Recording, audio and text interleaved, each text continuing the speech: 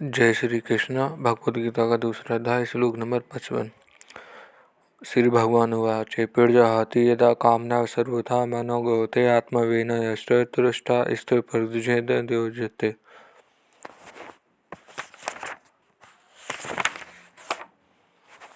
इसका हिंदी अर्थ है, श्री भगवान बोले, हे प्रधानंद, जिस काल में साधक मन में आई हुई कामनाओं का भली भांति त्याग कर देता है, अपने आप से अपने आप में ही संतुष्ट रहता है, उस काल में वह स्थिर बुद्धि कहा जाता है। व्याख्या।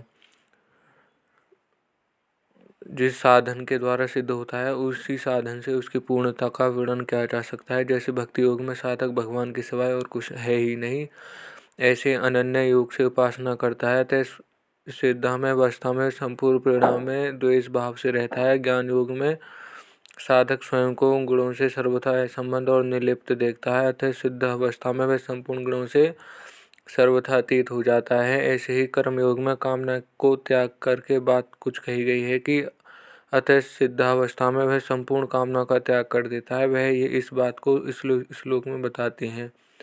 इन पदों का तात्पर्य यह हुआ कि कामना ना तो स्वयं में है और ना मन में है। कामना तो आने जाने वाली है और स्वयं निरंतर रहने वाला है। अतः स्वयं में कामना कैसे हो सकती है? मन एक कारण है और उसमें भी कामना निरंतर रहती है, फिर तो इसमें आती है। अतः मन में भी कामना कैसे हो सकती है? परंतु शरीर, इंद्रिया, मन, बुद्धि से तादात्म्य होने के कारण मनुष्य अपनी आने वाली कामनाओं को अपनी में मान लेता है। जाहति क्रिया के प्रय उपसर्ग देने का तात्पर्य है कि साधक कामनाओं को सर्वथा त्याग कर देता है। किसी भी कामना का कोई भी अंश किन्नी मात्र भी नहीं रहता। अपने स्वरूप का कभी त्याग नहीं होता और जिससे अपना कुछ भी संबंध नहीं है उसका भी त्याग नहीं होता। त्याग उसी का होता है जो अपना नहीं है पर उसको अपना मान लिया है। ऐसे ही कामना अपने में नहीं है पर उसको अपने में मान लिया है। इस मान्यता का त्याग करके ही यहाँ पीर्जहति पद उसे कहा गया है। यहाँ कामना शब्द बहुवचन होने से सर्वान पद उसी के अंतर्गत आ जाता है। फिर भी सर्वान पद देने का तात्पर्य है कि कोई भी कामना ना रहे और किसी भी कामना का कोई भी अंश बाकी ना रहे। जिस काल में संपूर्ण कामनाओं का त्याग कर देता है और अपने आप में ही संतुष्ट रहता है, अर्थात अपने आप में सहज स्वाभाविक संतोष देता है। संतोष दो तरह का होता है, एक संतोष गुण है और एक संतोष स्वरूप है। अंतकरण में किसी प्रकार की कोई भी इच्छा न हो, यह संतोष गुण है और स्वयं में असंतोष का अत्यंत भाव है, यह संतोष स्वरूप है। यह स्वरूप संतोष सर्वदा रहता है। इसके लिए कोई अभ्यास या विचार नहीं करना पड़ता। स्वरूप भूत संतोष में प्रज्ञा स्वयं स्थिर रहती है। स्वयं जब बहुशाखाओं वाली अनंत कामनाओं में अपने में मानता है, उस समय भी वास्तव में कामनाएं अपने में नहीं थी और स्वयं स्थित, परंतु उस समय अपने कामनाएं मन के कारण बुद्धि स्थिर न होने से वह स्थित प्रज्ञ कहीं कहा जाता था, अर्थात उसको अपनी स्थित प्रज्ञता का अनुभव नहीं होता। जब उसने अपने में से संपूर्ण कामना का त्याग कर दिया अर्थात उसकी मान्यताओं को हटा दिया, तब वह स्थित प्रज्ञ कहा जाता है, अर्थात उसको अपनी स्थिति प्रज्ञ का अनुभव हो जाता है। साधक तो बुद्धि को स्थिर बनाता है, परंतु कामनाओं का सर्वथा त्याग होने पर बुद्धि स्थिर बनाना नहीं पड़ता, वह स्वतः स्वाभाविक स्थिर हो जाती है। कर्मयोग में साधक का कर्मों से ज़्यादा संबंध रहता है, उसके लिए योग में आरूढ़ होने भी कर्म कारण है। इसलिए कर्मयोगी का कर्मों के साथ संबंध साधक अवस्था में भी रहता है और सिद्ध अवस्था में भी।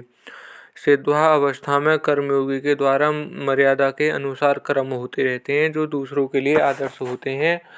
इसी बात को भगवान ने चौथे अध्याय में कहा है कि कर्मयोगी कर्म करते हुए निर्लिप्त रहता है और निर्लिप्त रहते हुए भी कर्म करता है। भगवान ने 53वें श्लोक में योग की प्राप्ति के बुद्धि के दो बातें कही थी। संसार में हटने तो बुद्धि निश्चल हो और परमात्मा के लगने में बुद्धि अचल हो, अर्थात निश्चल होकर संसार का त्याग बताया और अचल कहकर परमात्मा में स्थित बताई। उन्हीं दो बातों को लेकर यहाँ तदा और तदा पद से कहा गया है कि जब साधक कामनाओं को सर्वथा रहित हो जाता है, अपने में स्वरूप में ही संतुष्ट रहता है, तब वह स्थित प्रज्ञ कहा जाता है। तात्पर्य है कि जब तक कामना का अंश रहता है तब तक साधक कहलाता है और जब कामनाओं का सर्वथा अभाव हो जाता है तब वह सिद्ध कहलाता है। इन्हीं दो बातों का वर्णन भगवान ने इसी अध्याय की समाप्ति तक किया है। जैसे यहाँ पीर्जहति अतः कानवर्ष पदों से संसार का त्याग बताया और फिर अधोमान्य तष्ट पदों से परमात्मा में स्थिति बताई। 56वें श्लोक तक पहले भाग में संसार का त्याग और स्थित धर्मिणी का पदों में परमात्मा में स्थिति बताई। 97वें और 98वें श्लोक में पहली संसार का त्याग बताया और फिर तस्य प्रज्ञा प्रतिष्ठा पदों से परमात्मा में स्थिति बताई। 59वें श्लोक में पहले भगवान में संसार का त्याग बताया और परादृष्टा पदों से परमात्मा में स्थिति बताई। 60वें श्लोक में 61वें श्लोक तक पहली संसार का त्याग बताया, फिर युक्त आसित मत पर आदि पदों से परमात्मा में स्थिति बताई। 62वें 65वें श्लोक तक पहले संसार का त्याग बताया और फिर बुद्धि परवयष्टि पदों से परमात्मा में स्थिति बताई।